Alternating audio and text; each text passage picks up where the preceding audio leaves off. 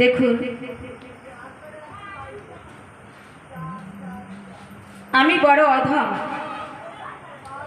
রামায়ণ গান করার মতো ক্ষমতা আমার নেই।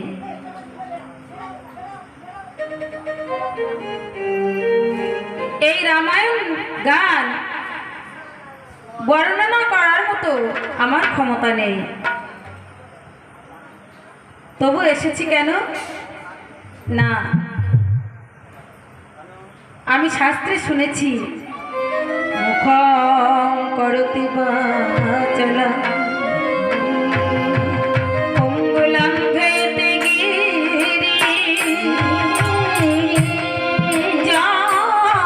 জাতিপাতং বন্দে পরমানন্দ মাধব। বলছে মুখং করতি বাচলাং অঙ্গুলাং ভেতে গিরি জাতিপাতমহং বন্দে পরমানন্দ মাধব। মুখম করতি বাচলাং,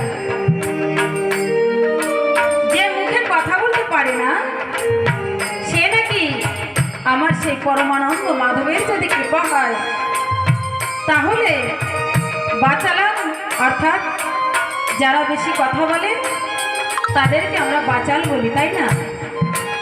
তা সেই আমার পরমানন্দ মাধবের যদি কৃপা হয় তাহলে যে কথা বলতে পারে না সেই ব্যক্তি বাচালের মতো কথা বলতে পারে। আবার কি বলছে? পঙ্গু লাঙ্ঘাইতে গিরি পর্বত, যিনি নাকি পঙ্গু, যে চলতে পারে না, হাঁটতে পারে না, সে ওই পরমানন্দ মাধবের যদি কৃপা হয় তাহলে সেই পঙ্গু গিরি লঙ্ঘন করতে পারে। তাই আপনারা সাধুগুরু বৈষ্ণব, আমার মতোই অধম, আপনারা যদি একটু সকলে মিলে চরণ ধুলি দিয়ে আমাকে আশীর্বাদ করেন তাহলে হয়তো আমি কিছু রামায়ণ কথা বর্ণনা করতে পারবো। তাই আপনারা সকলে মিলে আমাকে আশীর্বাদ করবেন আর চরণ ধুলি মস্তকে দেবেন। জয় জয়।